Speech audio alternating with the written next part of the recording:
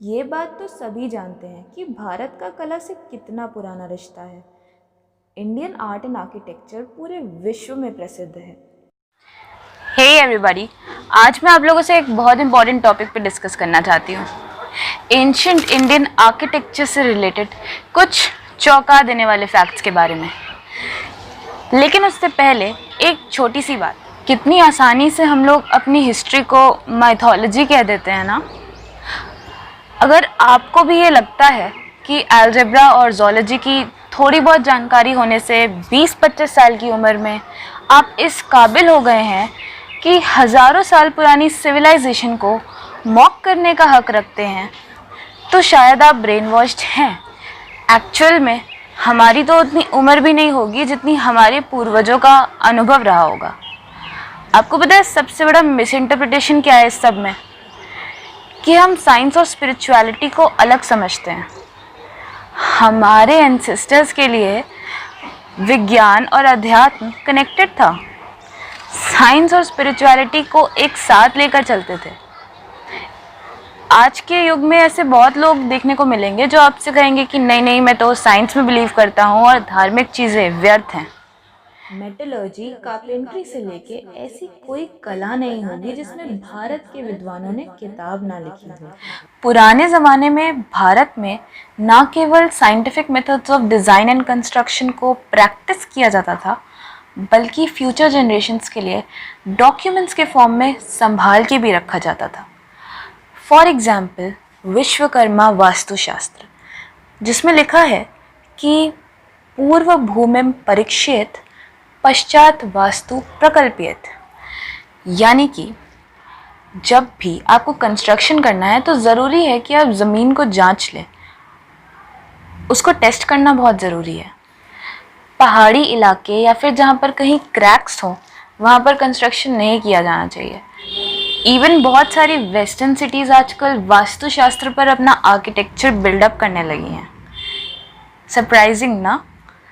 इसके अलावा कश्यप शिल्प एक ऐसी किताब जिसमें ऋषि कश्यप ने लिखा है कि जब भी आप नींव रखें, यानी कि फाउंडेशन ले करें, तो खुदाई तब तक करी जानी चाहिए जब तक आप रॉक लेवल तक ना पहुंच जाएं, यानी कि पानी होने का आपको इंडिकेशन ना मिल जाए। इससे आपकी नींव बहुत मजबूत होती है। So now let's come to the 4 architectural marvels. The first one being Mohenjodaro. 3000 साल पुराना ये आर्किटेक्चरल मार्वल सिविल इंजीनियरिंग का एक ऐसा उदाहरण है कि शब्द कम पड़ने लगते हैं। आर्कियोलॉजिकल एक्सकेवेशंस में रूइंस में मिली ये जगह सिमेट्री और ज्योमेट्रिकल मेजरमेंट्स के साथ बनाई गई थी। ना सिर्फ इतना, बल्कि roads east to west direction या नॉर्थ टू साउथ डायरेक्शन में थी, and of course there by एक दूसरे को 90 डिग्री पर क्रॉस करती थी। पब्लिक गार्डन्स, रेस्टोरेंट्स, सब कुछ था वहाँ। ब्रिक्स और बाकी बिल्डिंग मटेरियल को एक ऐसे सब्सटेंस से कोट किया गया था जो कि वाटरप्रूफ था। Amazing. Number 2 on our list is Dwarka. भगवान कृष्ण की नगरी के नाम से जानी जाती है और इसका जिक्र महाभारत में किया गया था। डॉक्टर SR राव ने इसे डिस्कवर किया है। डिस्पाइट ऑफ द फैक्ट कि सिटी समुद्र में मिली है, जो पत्थर इस्तेमाल किए गए थे वो नष्ट नहीं हुए, इरोड नहीं हुए, हजारों साल पुराने होने के बावजूद। 2 स्टोरी बिल्डिंग्स, वाटर सिस्टम, सब कुछ मिला है वहाँ। मेटल्स और खिड़की, दरवाजे, पिलर्स, इन सब का कंस्ट्रक्शन मैथमेटिकल प्रेसिशन के साथ किया गया था। ये सारी जानकारी होने के बाद अगर आप रामायण और महाभारत को अपनी हिस्ट्री नहीं बल्कि माइथोलॉजी समझते हैं तो आप बहुत अंधेरे में जी रहे हैं। Number 3 on our list is Lothal port, जो कि सौराष्ट्र गुजरात में है। हज़ारों साल पुराना एक ऐसा वाटर फ्रंट जहाँ छोटी मोटी बोट्स ही नहीं बल्कि बड़े बड़े जहाज़ आके ठहरा करते थे। The oldest known dockyard in the world and a UNESCO world heritage site as well. तूफान और फ्लड से बचाने के लिए नॉर्थ टू साउथ डायरेक्शन में लगभग 300 मीटर फैला था और ईस्ट टू वेस्ट डायरेक्शन में लगभग 400 मीटर। इससे सेंचुरीज बाद बनाए गए रोमन पोर्ट्स भी इसको टक्कर नहीं दे सकते। Last on our list is Kanchipuram. Town planning का एक बहुत रेयर एग्जाम्पल कांचीपुरम में देखा जा सकता है।